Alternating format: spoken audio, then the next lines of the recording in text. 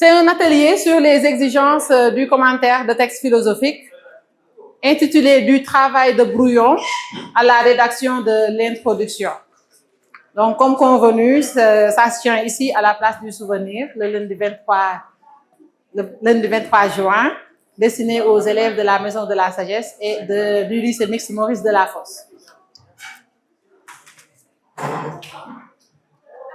Alors, j'ai commencé par montrer ce que les pires productions de commentaires comportent. Je sais qu'il y a beaucoup d'élèves qui n'aiment pas commenter. Je ne dirais pas qu'ils ne savent pas commenter, mais ils n'aiment pas tout simplement. Les élèves sont beaucoup plus à l'aise en dissertation, mais en ce qui concerne les commentaires, c'est quand ils n'ont pas le choix qu'ils le font. Or, le jour du bac ne doit pas être le premier jour d'exercice de commentaires. Souvent, c'est ce que vous faites tout le temps. Vous commentez à longueur de journée. Je sais que même présentement, vous êtes en train de commenter mes gestes. Vous êtes en train de commenter le regard. Comment?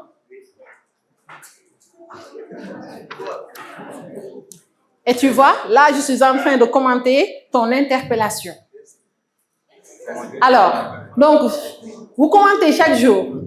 Vous faites ce qu'on appelle les études de cas. Vous traitez les cas. Mais lorsqu'on vous demande de traiter des cas intellectuels, des cas scientifiques, là, vous êtes dans l'impasse. Alors, on va voir ce que les pires productions de commentaires comportent, mais j'aimerais d'abord l'entendre. Il faudrait que vous me donniez des points que les profs de philo, que les profs ne veulent pas voir en commentaire. Qu'est-ce qu'il faut éviter dans un commentaire de texte? Oui. Elle dit qu'on doit éviter la paraphrase. Oui, quoi d'autre? Comment? Recopier le texte. Ah, il y en a qui recopient le texte. Oui?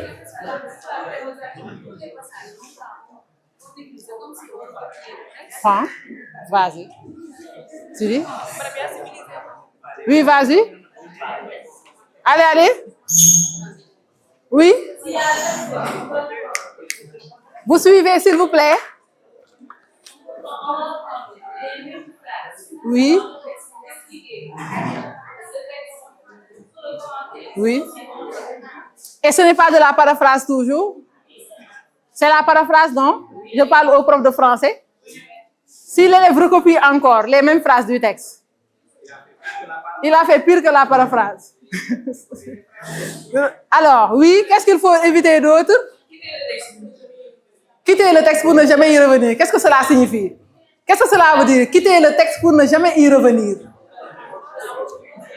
Je sais que d'ici 2 semaines, il y a des élèves qui quitteront la Maison de la Sagesse pour ne jamais y revenir. Qu'est-ce que cela veut dire? Cela veut dire quoi? Quitter le texte pour ne jamais y revenir. Allez-y, on continue. Oui, vas-y. C'est quoi? Quitter le texte pour recopier les leçons. Ou bien, je ne suis pas satisfaite, on peut avoir mieux. Qu'est-ce que cela veut dire? Quitter le texte pour ne jamais y revenir. Hors sujet. Hors sujet, oui. Qu'est-ce que cela veut dire encore? Quitter le texte pour ne jamais y revenir. Oui, Bam. Passez-lui le micro, s'il vous plaît. Passez-lui le micro, s'il vous plaît. Oui. C'est toujours rester dans le général. Donc, on prend le thème du texte comme un prétexte de sujet de dissertation. C'est pour cela que les élèves quittent le texte pour ne jamais y revenir. Oui, qu'est-ce qu'il faut éviter encore en commentaire? Qu'est-ce qu'il faudrait éviter en commentaire? Oui, passez-lui le micro, s'il vous plaît.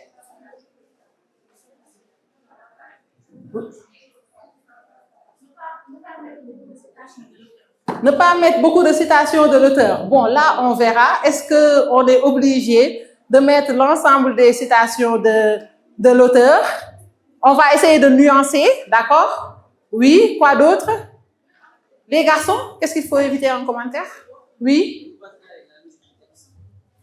Trahir la logique du texte. C'est ce qu'il faut éviter. Qu'est-ce que cela veut dire, trahir la logique du texte? Tu sais qu'il y a beaucoup de littéraires ici. Qu'est-ce que tu entends par trahir la logique du texte? Passer de travers, passer de côté par rapport à la pensée de l'auteur. En d'autres termes, qu'est-ce que cela signifie? Qu'est-ce que cela veut dire? À quoi cela renvoie? Ne pas être fidèle au texte. Et qu'est-ce que l'infidélité? Qu'est-ce que l'infidélité? Tromper. Qu'est-ce qu'on trompe là? Dans ce cas précis, revenons à notre exercice de commentaire. Qu'est-ce qu'on trompe? On trompe les idées de l'auteur, on trahit la pensée de l'auteur, on fait dire à l'auteur ce qu'il n'a pas dit. Très bien. Alors, on va voir si vous et moi, nous avons eu les mêmes réponses. On va voir. Oui? On y va? J'ai mis paraphrase du texte. C'est bon, vous l'avez trouvé. Et qu'est-ce que la paraphrase? On ne l'avait pas défini. Oui?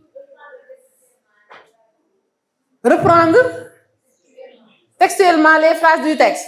Non, ceux qui font la paraphrase ne reprennent pas textuellement les phrases du texte, mais ils font autre chose. Oui? Qu'est-ce qu'ils font? Oui, Bangali? Copier-coller. Non, copier-coller, c'est prendre fidèlement les phrases du texte encore. Qu'est-ce qu'ils font? Ils reformulent, ils font un travail de synonymie. Quand on vous dit « Madame Silla sera absente », quelqu'un que Moussa Touré écrira « Madame Silla ne sera pas présente ». Madame Silla ne prendra pas part à l'activité. Est-ce qu'il est en train de commenter? Qu'est-ce qu'il est en train de faire? Mais c'est paraphrasé. En fait, quand vous commentez, il faut répondre aux questions suivantes. Quoi, comment et pourquoi? Donc, c'est extrêmement important. Il y a beaucoup d'élèves qui pensent réussir leurs commentaires alors qu'ils n'ont fait que de la paraphrase. Deuxième chose, on avait dit prendre le thème du texte comme prétexte d'une dissertation. Et là, je m'adresse aux élèves qui inventent une troisième méthodologie. Ah oui, il y en a. Vous savez, on vous enseigne la méthodologie du commentaire, la méthodologie de dissertation, et il y en a qui vont vouloir faire la synthèse en créant une troisième méthodologie intitulée la dissertation du commentaire. Ça ne fait pas partie du programme. Et beaucoup d'élèves le font. Et je vous assure, je le dis, vous en riez, mais je vous assure que beaucoup d'élèves prennent le thème du texte comme prétexte de sujet de dissertation. Le texte parle de l'art, par exemple. Bon, ils ont appris l'art et ils en profitent pour disserter sur l'art. Ça, ce n'est pas du tout commenté. On continue.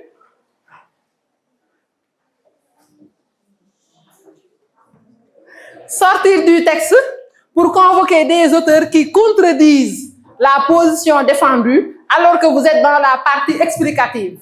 Qui l'a dit tantôt? Qui avait donné cette réponse? Personne n'a donné cette réponse. Personne n'a donné cette réponse. Sortir du texte pour convoquer des auteurs qui contredisent la position défendue alors que vous êtes dans la partie explicative. Qui a donné cette réponse? Très bien. Karamba a donné cette réponse quand il a dit trahir la logique du texte. Très bien. Continuons pour voir s'il y en a d'autres. Un abandon du texte. L'abandon du texte, qui l'avait dit? Je pense que Madjigen avait parlé de l'abandon du texte. C'est quitter le texte pour ne jamais revenir. Quitter la maison de la sagesse pour ne jamais y revenir. Ça, c'est l'abandon. Une restitution de cours, suivez, vous êtes fort en restitution de cours. La restitution de cours est la conséquence logique de la dissertation du commentaire. Cette méthodologie n'existe pas, encore une fois, mais c'est vous qui l'avez inventée, vous l'avez créée et vous l'avez façonnée à votre guise. Absence de discussion. La discussion, on avait dit qu'elle représente la partie critique. Un commentaire sans discussion est à l'image d'une dissertation sans antithèse. C'est à l'image d'une classe de terminale sans philosophie. Elle devient fade, insipide, insensée, sans charme, aucun goût, sans saveur.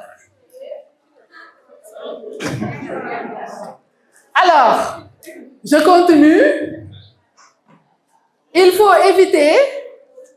Il y a des élèves qui font semblant d'éviter d'oublier la partie critique. Vous faites semblant d'oublier la partie critique, nous aussi nous ferons semblant d'oublier que vous avez oublié. Il faut impérativement une partie critique. Est-ce que c'est clair? Ok, continuons. Ce qui est attendu. Savez-vous ce que votre correcteur attend de vous en commentaire de texte? Le débat est encore ouvert. Non. Qu'est-ce que le correcteur attend de vous? Je vous écoute. Il y a un micro-baladeur. Qu'est-ce que le correcteur attend de vous? Oui, derrière. Comment? Montrez au correcteur que vous avez compris le texte. En quoi faisant? Quels sont les procédés? Identifier les idées de l'auteur. Oui, quoi d'autre? Qu'est-ce que le correcteur attend de vous? L'argumentation. Oui.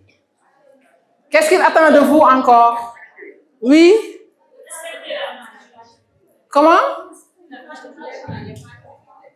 J'ai pas entendu. Prends le micro. Respecter la méthodologie, d'accord? Quoi d'autre? Oui.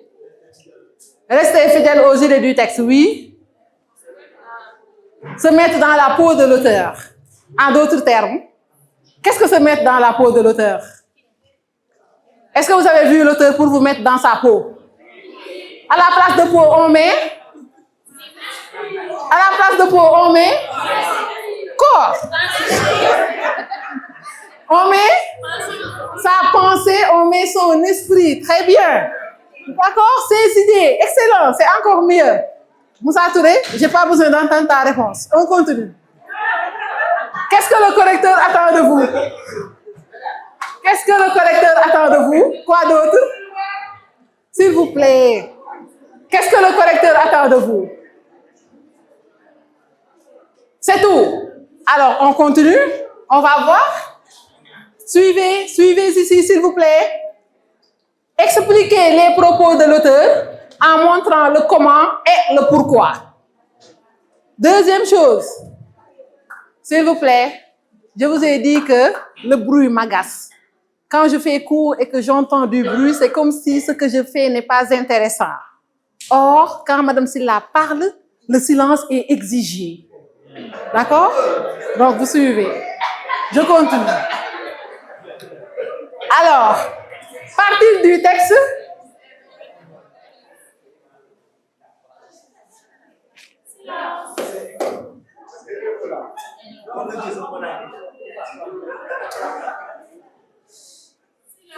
Bon, j'attends que vous terminiez.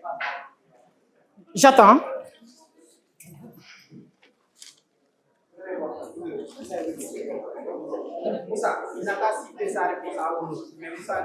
Moussa, je ne lui donne pas la parole. Il a un esprit extraverti. S'il vous plaît, est-ce que vous pouvez tous vous asseoir? C'est bon, je peux continuer? Ok, merci.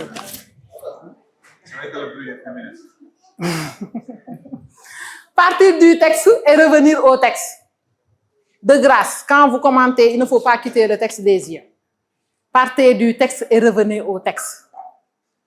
Moi, devant une copie de commentaire, je prends la feuille et je cherche les guillemets, je cherche le nom de l'auteur, je cherche les renvois au texte. C'est comme ça que je corrige. Si je ne vois pas quelques mots du texte, je ne vois pas les renvois à l'auteur, je ne vois pas d'après le texte. Très souvent, ce sont des élèves qui récitent des leçons. Et la correction est rapide. Je prends la copie, je cherche les guillemets, je cherche le renvoi au texte, l'auteur, je ne vois pas, je mets, et le texte, point d'interrogation, j'avance. Mais bien sûr, j'avance dans la correction. Effectivement. Donc, vous voyez, il n'y a pas de secret, que ce soit en philo comme en français. Vous partez du texte et vous revenez au texte. Et si je ne me trompe pas, même en AG, on part du texte, on revient au texte. En tout cas, quand on n'avait pas de commentaires dirigés. C'est fondamental. Continuons, s'il te plaît. Appuyer les propos de l'auteur. Comment peut-on appuyer les propos de l'auteur? J'aimerais bien m'arrêter là-dessus. Comment appuyer les propos de l'auteur? Oui, on explique ses idées, c'est vrai, oui.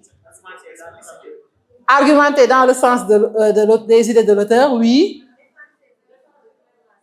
Défendre clairement ses propos. Est-ce que vous avez besoin d'armes pour vous aider à défendre? Oui. Qu'est-ce qui peut vous servir d'arme? Des citations. Quel genre de citations? Des citations? Des citations qui entrent en droite ligne avec les idées de l'auteur. Par des citations. Par quoi d'autre? Des exemples scientifiques. Pas de faits divers. Pas de faits divers. Je salue M. Mbaye. Je salue la présence de Pape Mbaye. OK? Alors, on continue. Il y a la possibilité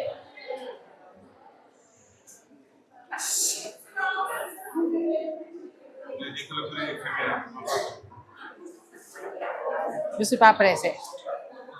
Il y a la possibilité de sortir du texte et convoquer d'autres auteurs qui ont abondé dans le même sens que le texte. Il y a la possibilité de sortir du texte. Ou bien on sort du texte si et seulement si. C'est une expression mathématique. Si et seulement si, à une seule condition. Quelle est cette condition? Convoquer des auteurs qui abondent dans le même sens que le texte, ou bien que la partie que vous êtes en train d'expliquer. C'est fondamental. Illustrer par des exemples pertinents dans la mesure du possible. J'ai bien mis dans la mesure du possible. Qu'est-ce que cela signifie? C'est vrai que pour cette rencontre, je ne vous ai pas demandé de venir dans la mesure du possible, mais je vous ai demandé de venir obligatoirement. Très bien. Si c'était dans la mesure du possible, je sais que j'en aurais au moins 2 qui resteraient volontiers chez eux. Mais comme je ne vous ai pas laissé le choix, comme je ne vous ai pas demandé de venir dans la mesure du possible, c'était obligatoire, c'est nécessaire, il y allait même de votre bac, entre guillemets. Ah oui, les livrets sont là, qui ne sont pas encore remplis. Alors, quand on vous demande de chercher des exemples pertinents dans la mesure du possible, qu'est-ce qu'on est en train de vous dire? Que si vous n'en avez pas, ce n'est pas la peine d'en chercher. Ce n'est pas fondamental. C'est clair, vous n'êtes pas obligé. Consacrez la deuxième partie du travail à la discussion. Il y a des élèves, souvent quand on fait un exercice de commentaire en classe, je corrige la première partie que j'écris au tableau. Et je corrige la deuxième partie du commentaire écrit au tableau. Et quand je dis qu'il laisse la discussion, on me demande, mais madame, ce n'est pas fini. Parce que pour vous, on ne doit pas outrepasser cette première partie explicative. De la même façon qu'en dissertation, vous avez besoin de thèse et d'antithèse, il en est de même en commentaire de texte. Consacrer la deuxième partie du travail. Quelle est la consigne du commentaire? Quelle est la consigne? Expliquer et discuter. L'explication est la première partie. Et dans la première partie, vous pouvez avoir combien de parties? Dans la première, vous avez combien de sous-parties? Ça, c'était une question piège. C'était une question piège. J'ai fait exprès de vous la poser. Dans la première partie, on peut avoir combien de parties? Je n'ai pas la réponse attendue. Ça dépend du texte. Ça dépend de quoi? Du plan du texte. Ça dépend du plan du texte. Si vous voulez, dites minimum 2, ok, mais ne me dites pas 2 ou 3. D'accord? On poursuit. Le travail de brouillon, comment procéder? C'est une question qui vous est posée. Comment procéder au brouillon? Comment procéder au brouillon? Oui? Posez la question de la thèse de l'auteur. Donc, tout d'un coup, vous venez poser la question de la thèse de l'auteur devant le texte. Hein? Le thème général, tout d'un coup. Ah, vous êtes surdoué là. Ah, si vous ne lisez pas, comment pouvez-vous vous rendre compte que vous avez un texte devant vous? Après lecture, qu'est-ce que vous faites? Vous cherchez les mots-clés Et quoi d'autre? Oui, Moussa Touré? C'est ce que tu voulais dire. D'accord. OK, on définit les concepts clés. Oui, quoi d'autre? Comment? Délimiter le texte? Non? Pourquoi délimiter le texte tout d'un coup? Les mots-clés. Et quoi d'autre? On peut parler de mots-clés sans aborder les connecteurs logiques. Ou bien les connecteurs logiques font partie des mots-clés? Oui, après, qu'est-ce que vous faites? Oui, la suite, oui. On cherche le thème. Et à quelle question répond le thème? De quoi parle le texte? Oui, on cherche le thème. Qu'est-ce qu'on cherche d'autre? Qu'est-ce qu'on cherche d'autre? Avant la thèse, qu'est-ce que vous cherchez? Le problème où? Où là? Mais j'ai peur là. Qu'est-ce que vous cherchez? Oui. La question à laquelle l'auteur tente de répondre, comment l'appelle-t-on? C'est le problème ou encore on dit question directrice, bien sûr. Oui, après vous cherchez quoi? La thèse. Et que représente la thèse? Que représente la thèse? C'est la réponse à la question directrice, c'est la tentative de résolution du problème. Et après, vous cherchez quoi d'autre? Le plan. Et qu'est-ce que le plan? C'est la structure, ce sont les différentes parties de son argumentation. OK? Et ça ne se fait pas de façon linéaire. C'est comme en français. Malheureusement, vous ne commentez plus en français. Mais moi, je me rappelle, lorsqu'on faisait la terminale, il suffisait de maîtriser le commentaire composé pour qu'on se délecte en commentaire philosophique, je vous assure. Et c'est le même procédé. On délimite le texte par centre d'intérêt, pas par ligne, car les idées sont entremêlées. Dites-vous que le texte, il est donné et c'est à vous de le réécrire. Et en réécrivant le texte, vous combinez les idées qui vont ensemble. C'est important. Continuons. Maintenant, je vais voir si vous avez trouvé. Souligner, lecture d'imprégnation, d'accord? Souligner les mots-clés et encadrer les connecteurs logiques. Faire attention aux signes de ponctuation. On n'en a pas parlé. On n'en a pas parlé. Faire attention aux signes de ponctuation. Pourquoi c'est important? Parce que moins et plus, c'est pas la même chose. Parce que? D'accord, point et virgule, ce n'est pas la même chose. D'accord, j'ai compris. En tant qu'enseignant, on sait qu'il n'y a pas de réponse idiote. Oui? Comment? Ça délimite les parties. Bon, oui, en quelque sorte, on va voir. Pourquoi faire attention aux signes de ponctuation? Je n'ai plus votre attention là. Pourquoi devrait-on faire attention aux signes de ponctuation? Ou bien ça, c'est trop littéraire? Pourquoi? Oui?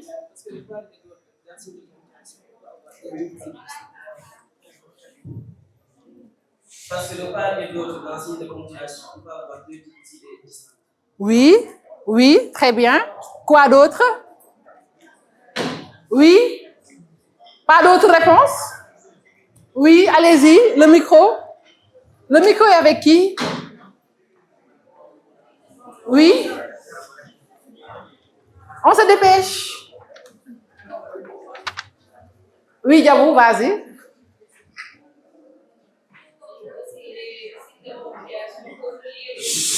Silence, s'il vous plaît.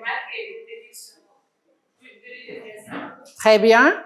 Et quels sont les signes de ponctuation que vous connaissez? Je pense que c'est la question initiale que j'aurais dû poser. Point. Et quoi d'autre? Virgule. Point, virgule. 2 points. Comment? 3 points de suspension, exclamation, entre autres. OK. Il faudrait identifier le thème. Ahmed, continue. Il faudrait identifier le thème. Il faudrait chercher la question directrice, donner la thèse défendue dans le texte, trouver les moments de l'argumentation et préciser l'élément de discussion. Ça, c'est au brouillon. On avance. Étudions ensemble un texte pour en rédiger son introduction. étudions ensemble un texte. Tu as quelle heure? Pour en rédiger l'introduction. Si on a le temps, bien sûr, on peut le faire. Est-ce qu'on aura le temps? Oui, vas-y. Oui, allez-y. Suivez, s'il vous plaît. Comment? Les moments de l'argumentation, c'est le plan. C'est la structure du texte. On parle de moment de l'argumentation, structure du texte, plan du texte, que je recommande de ne pas faire de façon linéaire. Parce qu'en philosophie, les idées sont entremêlées. Et comme il a dit tout à l'heure Karamba, dans une phrase, vous pouvez avoir deux idées distinctes. D'où l'importance de prêter attention aux signes de ponctuation. D'accord? Alors, prenons le texte. Vous avez tous le texte d'Alain? Bon, dans tous les cas, vous l'avez ici. Quelqu'un pour lire une lecture à haute et intelligible voix, une lecture qui porte, une voix qui porte. Je donne à qui? Qui lit bien? Qui lit bien? Qui lit bien dans cette salle? Non, je préfère les élèves de Mao à eux l'honneur.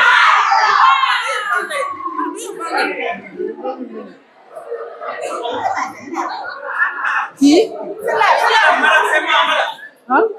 Hein? bu ma rusloo nag de fu mu nekk nii dama fi moom ñëpp a ngi may xaar waaw y en a qui n'ont pas de texte vous c'est trois textes que vous avez donnez à ceux qui n'en ont pas allez-y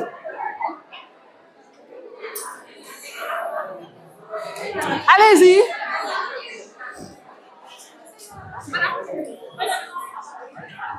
tey waa Mbao laa woote allez on y va silence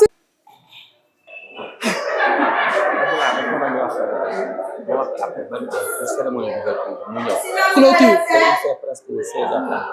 mën na ñëw parce que am na ñuy bëgg ñibbi kon man kese maay des ak ñoom. Reste à dire en quoi l'artiste diffère de l'artisan. Toutes les fois de l'idée et l'exécution, c'est industriel.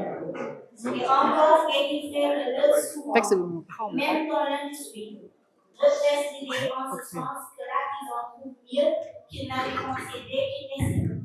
En cela, il est artiste, mais pas éclair. Toujours est-il que la représentation d'une idée dans une chose, je dis même d'une idée bien définie comme le dessin d'une maison, est une œuvre mécanique seulement. En ce sens, qu'une machine bien réglée, d'abord ferait l'œuvre à 1000 exemplaires. Pensons maintenant au travail du peintre de portrait. Il est clair qu'il ne peut avoir le projet de toutes les fleurs qu'il emploiera à l'heure qui compte. L'idée lui vient à mesure qu'il fait. Il serait même douloureux de dire que l'idée lui vient ensuite, comme au spectateur, et qu'il est spectateur aussi de son œuvre en train de naître. Et c'est là le problème, le propre de l'artiste. Il faut que le génie ait la grâce de la nature, et c'est comme lui-même. Un beau vin n'est pas d'abord un projet, et ensuite fait, mais il se montre beau au poète. Et la belle statue se montre belle au sculpteur à mesure qu'il l'a fait. Et le portrait naît sur le pinceau. Où est le micro? Ainsi, la règle Micro. n'apparaît que dans l'œuvre qui est prise, en sorte qu'elle ne peut servir jamais, d'aucune manière, à faire une œuvre non à un système des beaux-arts. Merci beaucoup. Merci.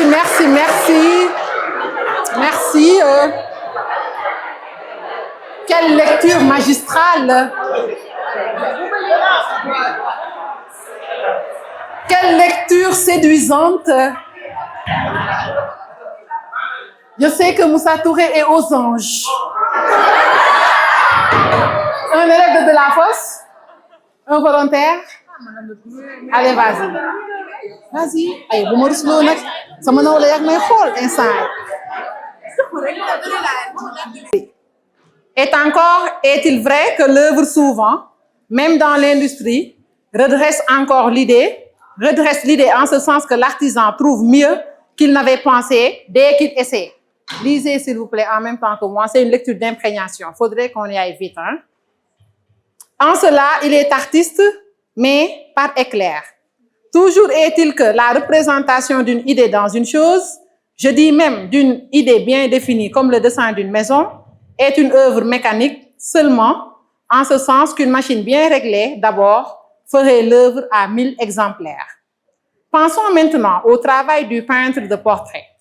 Il est clair qu'il ne peut avoir le projet de toutes les couleurs qu'il emploiera à l'œuvre qu'il commence.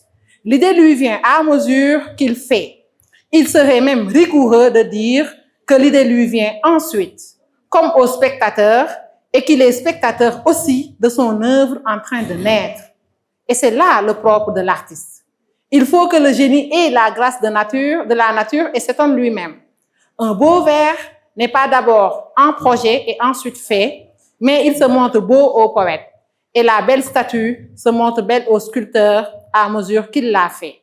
Et le portrait naît sous le pinceau. Ainsi, la règle du beau n'apparaît que dans l'œuvre et y reste prise, en sorte qu'elle ne peut servir jamais d'aucune manière à faire une autre œuvre. Alors, on y va. Quel est le thème du texte, rapidement? Il y en a qui disent l'art. On va voir après. Hein? L'art, oui. Comment? Le beau. Je pense qu'on doit évaluer d'abord les réponses. Ceux qui disent qu'il s'agit de l'art, qu'est-ce que vous en pensez? Qu'est-ce que vous pensez de cette réponse? Que le texte parle de l'art. C'est pas seulement de l'art, mais il y a aussi l'artisanat. Donc, qu'est-ce qu'on va dire? Que le texte parle? Non, ne me dites pas esthétique parce que vous risquez de réciter le domaine 4. Je n'aime pas trop quand les élèves donnent des titres qui collent avec un domaine. Souvent, c'est problématique. Pourquoi vous voulez parler d'esthétique ici? On parle de quoi de façon générale? Oui, de la création, de façon générale. Non, j'aimerais qu'on évalue les réponses.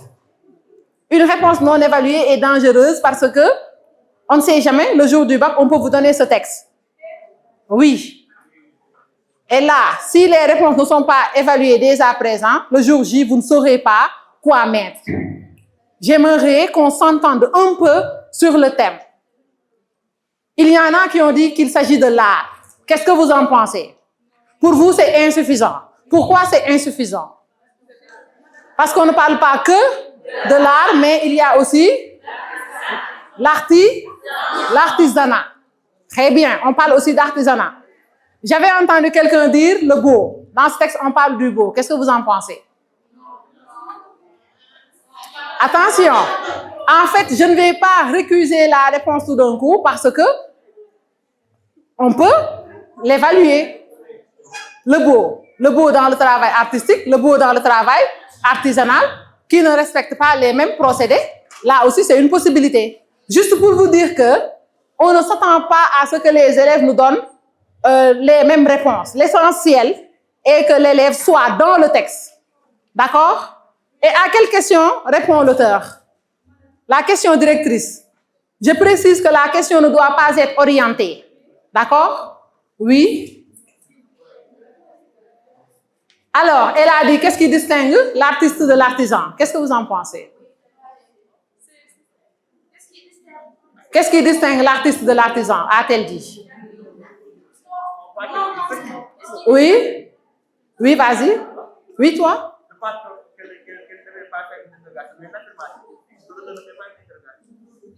Non, on n'a pas dit que c'est ce que l'auteur affirme, mais on a dit qu'on répond à la question directrice, c'est-à-dire la question qu'on a dû poser à l'auteur et que le texte en soit une tentative de réponse. On imagine, on cherche cette question. Elle dit que dans ce texte, la question directrice peut être intitulée de la manière suivante: qu'est-ce qui distingue l'artisanat de l'art? Et vous, qu'est-ce que vous en pensez? Acceptable. Mais on peut mieux faire. Oui? On parle de l'art et de l'artisanat. Maintenant, essaye de formuler la question directrice, s'il te plaît. Qu'est-ce qui différencie l'art et l'artisanat? Mais moi, j'ai un problème avec votre question. Peut-être que c'est moi qui suis trop exigeante. Et comme mes camarades sont là, ils vont trancher. Moi, je dis souvent aux élèves, on est en philo, le savoir n'est l'apanage de personne. Je dis souvent aux élèves que moi, je préfère, pour la question directrice, qu'elle ne soit pas orientée. Parce qu'on suppose que c'est une question centrale qui a été posée à l'auteur et il essaie de donner sa réponse. Sa réponse qui n'épuise pas la réponse en tant que telle. Alors, quand vous dites, qu'est-ce qui distingue l'art de l'artisanat? Vous posez cette question. Déjà, dans la formulation de la question, on ne peut pas parler d'autre chose que de cette distinction entre art et artisanat. Je ne sais pas si je me fais comprendre. Raison pour laquelle je veux que la question soit un peu plus vague, qu'elle ne soit pas orientée. Oui, derrière. Quel est le rapport entre l'art et l'artisanat? Oui, on peut accepter. Oui, mais on insiste sur quoi? Oui. Quelle relation existe-t-il entre l'œuvre d'art et l'œuvre artisanale? On peut avoir mieux, oui. Qu'est-ce qui caractérise le travail artistique et celui artisanal? Arrêtons-nous sur cette réponse. Qu'est-ce qui caractérise le travail artistique et celui artisanal? Et qu'est-ce qui distingue l'art et l'artisanat? Qu'est-ce que vous préférez de ces deux-là? Qu'est-ce que vous préférez et vous justifiez vos réponses? Pas toujours les mêmes, mais les autres, je ne vous entends pas là. Donc, on annule la salade de fruits. Ah non, j'annule?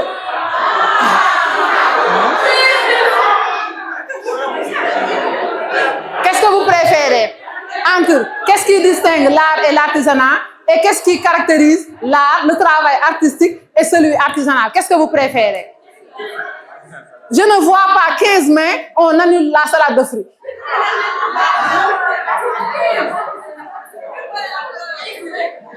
On annule? Quel est le problème que vous préférez entre qu'est-ce qui distingue l'art et l'artisanat et qu'est-ce qui caractérise l'art et l'artisanat? Loum, je vois que tu es fatigué, hein, je ne peux pas être statique en fait. C'est ça mon problème. Je suis trop dispersée, donc je fais le cours en zigzag, diagonale. Oui? Qu'est-ce que vous préférez? La distinction. Et vous, qu'est-ce que vous préférez? Les caractéristiques. Moi, je préfère qu'est-ce qui caractérise l'art, le travail artistique et celui artisanal. Parce que, pourquoi? Écoutez, j'arrive. Quand vous dites qu'est-ce qui caractérise le travail artistique et qu'est-ce qui distingue l'artisanat de l'art, là-bas, dans la réponse, dans la formulation de la réponse, vous allez tout centrer sur les distinctions. Or, quand vous dites qu'est-ce qui caractérise le travail artisanal et celui artistique, là, vous êtes plus libre. Et dans la réponse, on peut avoir les points de convergence comme on pourrait avoir les points de divergence. C'est extrêmement important. On continue encore. Et quelle est la thèse défendue par l'auteur? Par rapport à la question, qu'est-ce qui caractérise le travail artistique et celui artisanal? Quelle est la thèse défendue par l'auteur? Je vois que ça ne passe pas parce que vous n'avez pas étudié sérieusement le texte. Vous n'avez pas lu le texte. Il y en a qui bavardent. C'est ça, en fait. Les réponses ne peuvent pas vous tomber du ciel. Il faudrait lire et essayer de répondre aux questions. Oui, mademoiselle?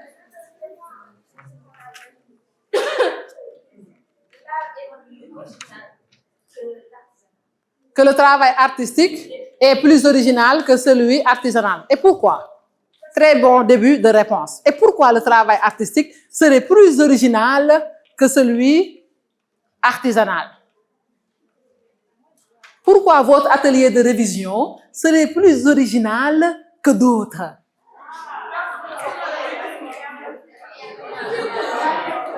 Et là, quand je pose cette question, je voudrais mettre l'accent sur quoi fondamentalement?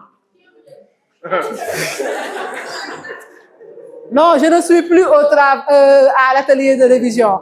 Mais pourquoi? Pourquoi le travail artistique serait plus original que celui artisanal. J'aimerais comprendre la raison. Et si tu parviens à donner véritablement la raison, là, on aura une thèse. Oui. S'il vous plaît, les autres, vous suivez, s'il vous plaît. Oui, et si j'ai déjà une idée de ce qu'on va faire, comment on l'appelle? Un modèle, on l'appelle comment encore? Hein? Oui, le modèle est plus parlant même que l'échantillon. Oui. C'est pas la technique en tant que telle. On a un modèle de départ. Donc, on a un projet. D'accord? Maintenant, qu'est-ce qui se passe dans le travail artistique?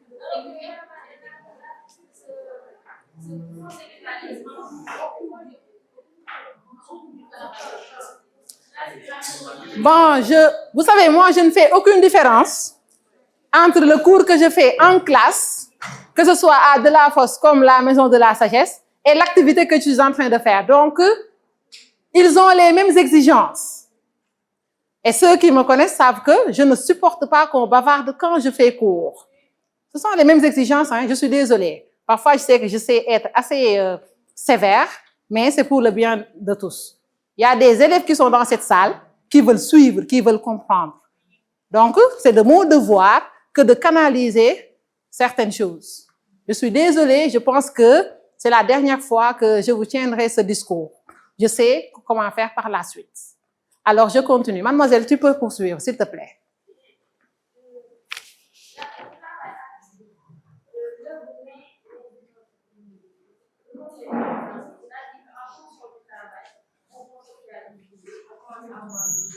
Cela veut dire que donc, l'artiste, qu'est-ce qu'il est en train de faire? Il n'a pas de modèle. Quand vous n'avez pas de modèle, qu'est-ce que vous faites? On improvise. Donc, qu'est-ce qui caractérise le travail artistique et celui artisanal? Qu'est-ce que vous me direz? Essayons de le formuler. Tu as très bien débuté. C'est magnifique. Pas toujours les mêmes. Là-bas, en rose, oui, vas-y. Mademoiselle, allez-y.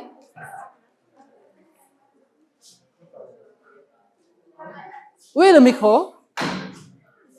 Le travail artistique est individuel. Oui, le micro. Passez-lui le mien dans ce cas. Ah oui. Oui, allez-y. Vous dites? On pourrait dire que le travail artistique relève du génie et que le travail artisanal relève du talent. Le travail artistique relève du génie, le travail artisanal relève du talent. Alors, qu'est-ce que le talent? Quelle est la différence entre le génie et le talent là-bas? Je crains qu'on ne se perde. Quand vous dites, pourquoi dites-vous que le travail artisanal relève du talent au moment où celui artistique relève du génie? Parce que le travail de l'artisan, c'est quelque chose qui lui a été appris. Ça ne vient pas exactement comme elle a dit, par improvisation. Oui. On lui a appris des techniques qu'on doit suivre. Mais est-ce de cette façon qu'on doit définir le talent? Parce que quand tu dis talent aussi, il peut y avoir d'autres interprétations. On peut vous dire également que l'artiste dispose d'un talent. Et c'est par son talent qu'il n'est pas en mesure véritablement de reproduire exactement la même chose. Enlève talent pour éviter toute confusion. Tu dis le travail artistique relève du génie au moment où celui artisanal relève d'une technique. Oui. Oui, d'une technique. On peut changer technique par quoi d'autre? De procédés mécaniques qu'on applique, oui. Oui.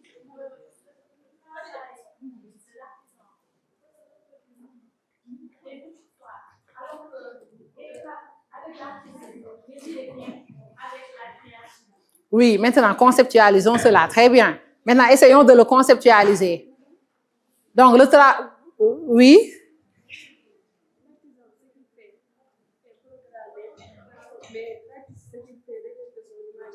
Alors, elle a dit, l'artisan suit une programmation au moment où l'artiste suit son inspiration. Au moment où l'artiste improvise, l'artisan, quant à lui, suit des procédés bien précis. Oui. L'artiste, en fait, lui, il suit son Il suit son instinct. Son inspiration, oui, je préfère. Oui. Alors que l'artisan, lui, il a un modèle, peut-être qu'il va recopier pour faire une œuvre. Oui. C'est ce qui Différencie l'artiste et l'artisan. Et si vous regardez bien, oui, continuez, oui, vas-y. L'artiste, passez-lui le micro. Passez-lui le micro, s'il vous plaît. Qu'est-ce que tu voulais dire? Tu dis que l'artiste... Qu'est-ce qu'il a dit? Vous l'entendez? On ne t'entend pas. Qu'est-ce qu'elle a dit? Moussa Touré, qu'est-ce qu'elle a dit?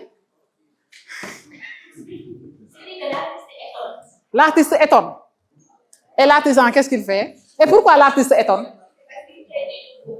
Parce qu'il crée du nouveau. Alors que l'artisan, c'est qu'il fait, on le voit tous les jours, on va tous les jours. Oui, je comprends un peu l'idée. On peut essayer de l'améliorer. Je comprends un peu l'idée. On essaie de la perfectionner. Oui, tu abondes dans le même sens qu'elle. C'est pour perfectionner son idée. Oui, vas-y. On peut dire que l'artiste, sa création n'a pas vu à être utile, alors que l'artisan, ce qu'il crée, a vu. Mais là, c'est la leçon. C'est pas le texte. Parce que dans le texte, je ne pense pas qu'on parle de l'aspect utilitaire ou non de l'œuvre. Mais dans le texte, on met beaucoup plus l'accent sur les procédés de création artistique et artisanale. Et si je fais la synthèse de toutes vos réponses, on voit que dans l'art, il y a l'improvisation, l'inspiration, le fait que l'artiste n'ait en avant aucune idée précise à l'avance, aucune idée précise de ce qu'il va faire, au moment où l'artisan a déjà un programme bien établi.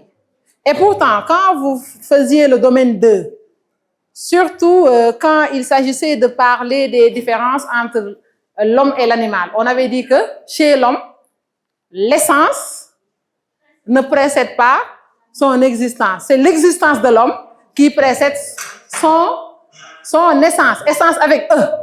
Alors que chez l'animal, l'essence précède l'existence. Et quelle est la différence là-bas? Comment peut-on l'appliquer ici? Qu'est-ce qu'on dira? Du travail artistique et celui artisanal. Dans quel cas de figure a-t-on une essence qui précéderait l'existence? C'est dans le travail artistique ou c'est dans le travail artisanal? Dans le travail artisanal, très bien. C'est ce qui fait que, avant même la confection de l'œuvre, on sait exactement ce à quoi elle ressemblera. Mais dans le travail artistique, on ne saurait dire que l'essence précède l'existence. Le peintre qui a représenté ce tableau n'avait pas une idée précise de ce qu'il fera. Et si c'était face à un public, je dirais qu'il l'a découvert au même moment que les autres. Il n'a pas une idée précise, il suit juste son inspiration. Alors, venons-en au plan maintenant avant de voir les réponses programmées que nous avions ici. Et ça nous permettra de résumer un tout petit peu ce qu'on a eu à faire, car il y a les collègues qui doivent poursuivre leur intervention. Alors, on continue. Le plan, vous avez combien de parties dans ce texte? Deux. Vous avez récité. C'est de façon mécanique. OK, et quelles sont ces deux parties? Je vous écoute. Surtout pas de la ligne telle à la ligne telle. Oui?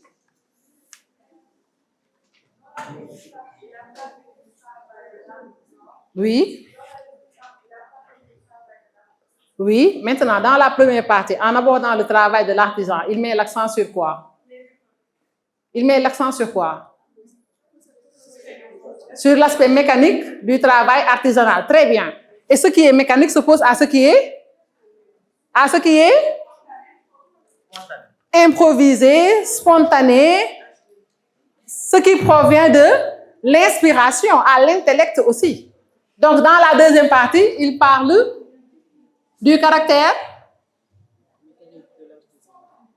Non, on a parlé du travail artisanal. Maintenant, l'autre partie est axée sur quoi?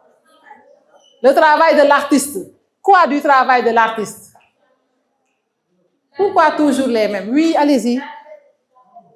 Oui, la liberté de l'artiste. Alors, il y en a qui vont se demander, mais que vient faire la liberté ici? J'aime bien cette réponse, qui semble déroutante, mais qui est pourtant une très bonne réponse. La liberté de l'artiste.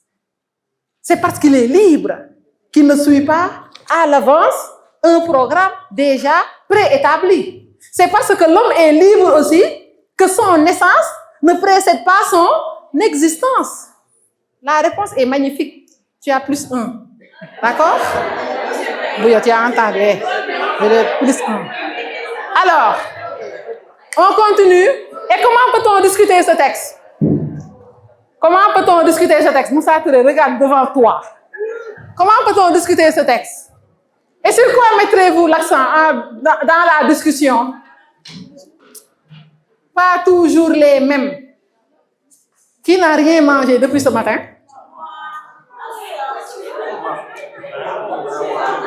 Alors, Moussa Touré, s'il te plaît, comment peux-tu discuter ce texte? S'il te plaît, comment peux-tu discuter ce texte? On termine rapidement. Comment peut-on discuter ce texte? Un volontaire? Oui, allez-y.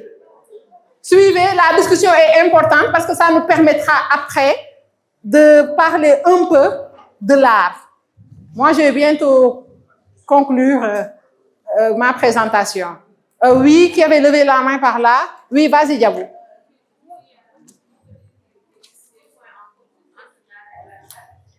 Oui, qu'il y a des similitudes entre le travail artistique et celui artisanal. Et en quoi consiste-t-il?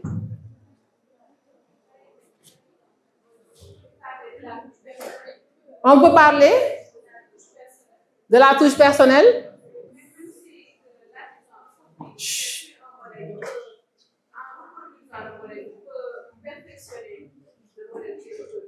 Oui, je pense que même il l'a un peu abordé. Hein? Il est artiste, mais par éclair. Mais dans la discussion aussi, il n'est pas dit que vous êtes obligé de donner de nouvelles idées. Donc là, tu vas davantage approfondir cette idée de l'auteur, comme quoi l'artisan peut parfois être artiste par éclair. Oui, c'est une position que je respecte, oui, et qui est bonne, oui.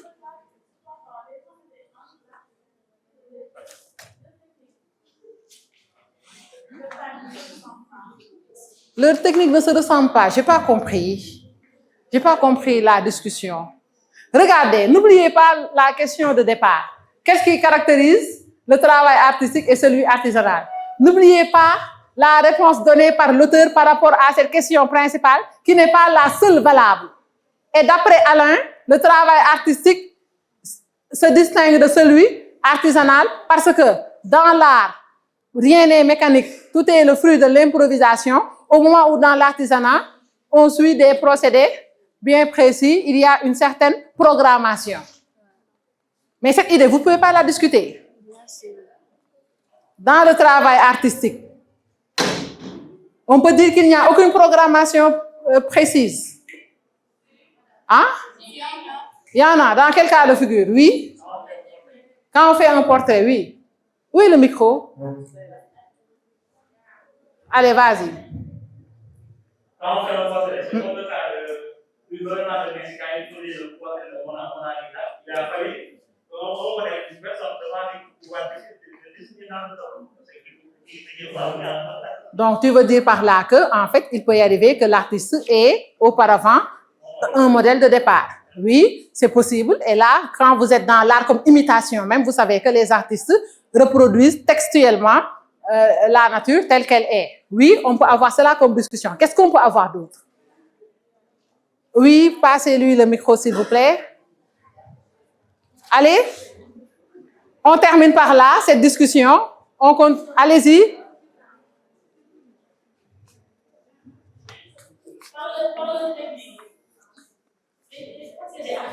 Oui.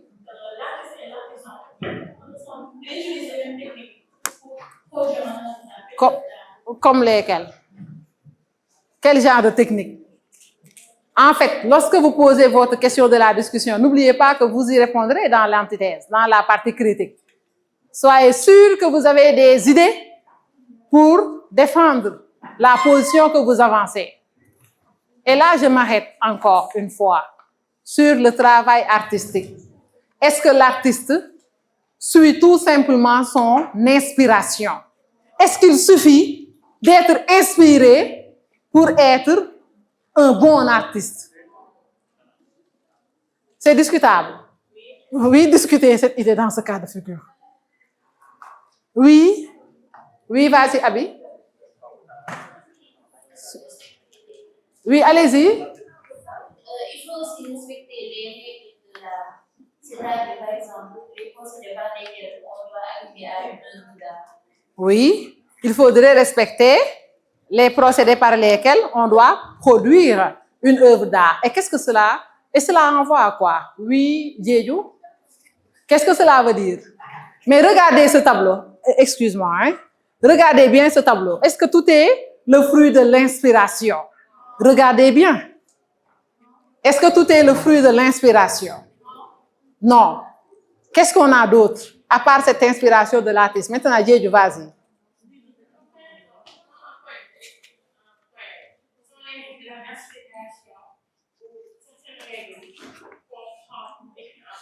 Oui.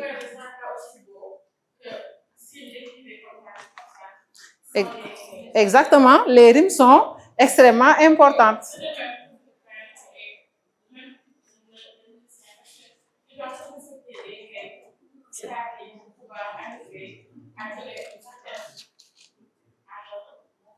Oui, et là, c'est une programmation. Je vous avais dit qu'à mes heures perdues, je faisais un peu de poésie. Lorsque Ibou Silla avait fait de moi la marraine de sa présentation, qu'est-ce que j'avais dit? Ibou m'a toujours traité comme une reine.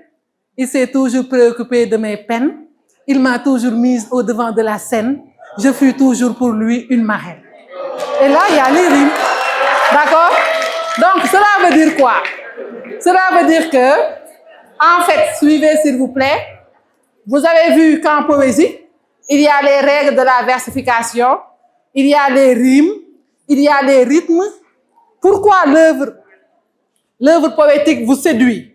C'est parce que il y a d'abord le respect d'un certain nombre de règles. D'accord? En peinture, il y en a. En musique, il y en a. Oui.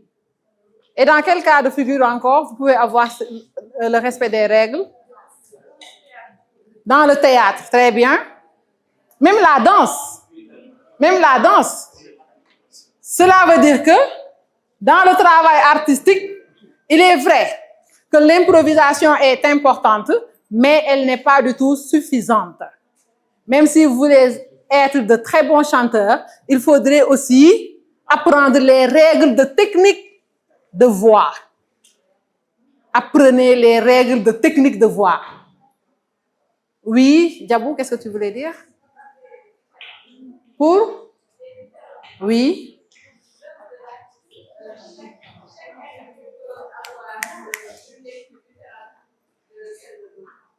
Oui, on n'a pas la même lecture, effectivement.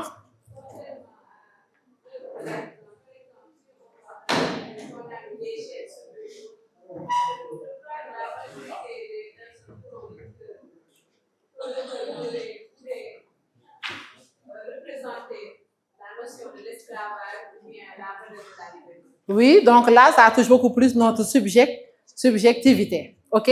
Alors, on va essayer de voir ce qui était prévu ici, juste pour récapituler.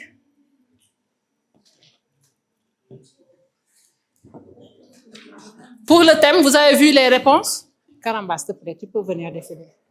Le thème, on avait mis soit l'artiste et l'artisan, la production artistique et celle artisanale, les procédés de création de l'artiste et de l'artisan, ou bien même le génie artistique.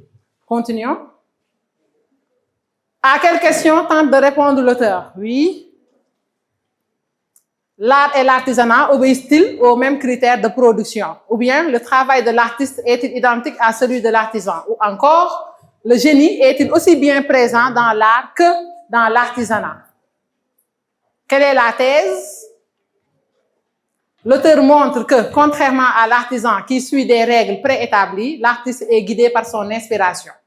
Ou bien, Alain insiste sur la différence fondamentale entre l'art et l'artisanat dans la mesure où l'œuvre d'art est le produit du génie. Ou bien, l'essence de l'œuvre artisanale précède son existence au moment où celle de l'œuvre d'art vient après son existence. Montrez les différentes parties du texte. L'artisan a un projet, première partie. Deuxième partie, l'artiste improvise. Ce sont des possibilités. Hein? Comment pouvez-vous discuter le texte? Les procédés de création artistique s'opposent-ils nécessairement à ceux de l'artisanat? N'arrive-t-il pas que l'artiste ait aussi un projet de ce qu'il va produire? Discussion possible encore. Tout le travail de l'artiste est-il une improvisation? L'artiste ne peut-il pas aussi obéir à des règles de création, tout comme l'artisan? Donc, ça, c'était un exercice de production, qu'on ne va pas faire, mais allez-y. Juste pour vous montrer un peu comment se présente l'introduction. Ce texte entre dans le cadre de l'étude des différences entre l'art et l'artisanat.